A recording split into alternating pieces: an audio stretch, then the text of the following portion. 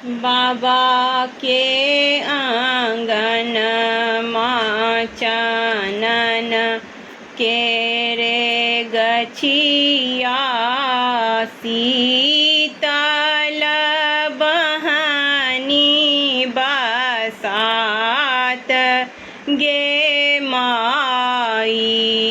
बाबा के आंगन माँ चानन केरे गछिया शीतल बहनी बसात गे माई।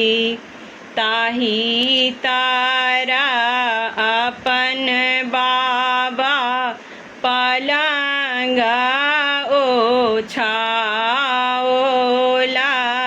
सुतला पीताम्बर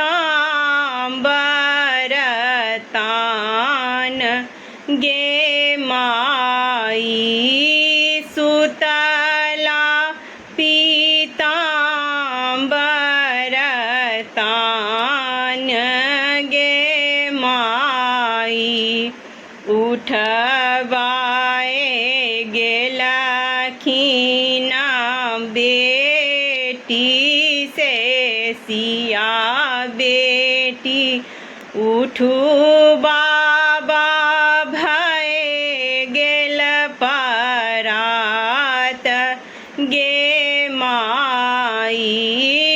उठू बाबा भए गेल परात गे माई।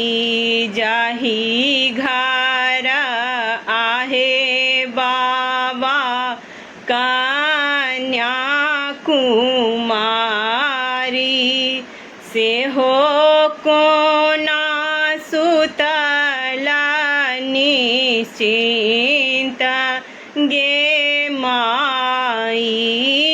से हो कोना सुतला निश्चिंत गे माई।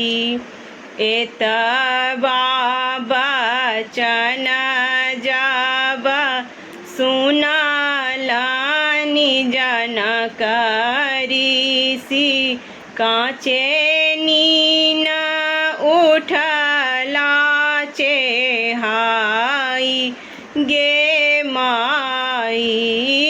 काँचे नीन उठला चेहाई गे माई।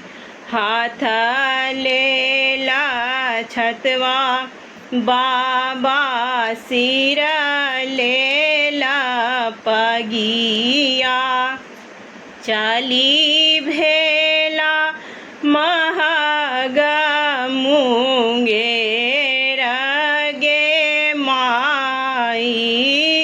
चली भेला मगह मुंगेर गे माई। उतार खोजल बाबा पश्चिम खोजल खोजी लेला महग मुंगेर गे माई।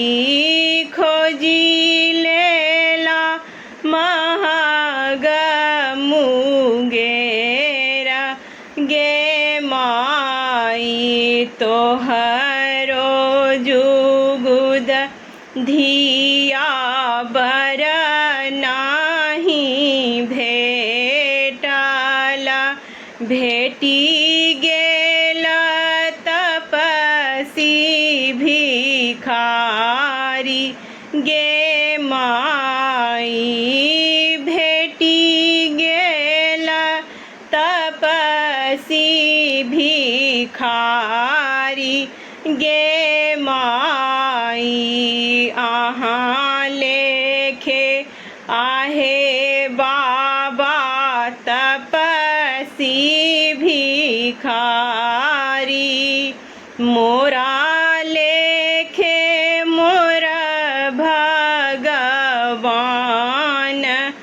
गे माई मोरा लेखे मोरा भगवान गे माई भेला बियाह परल सिर सिंदूर धियाले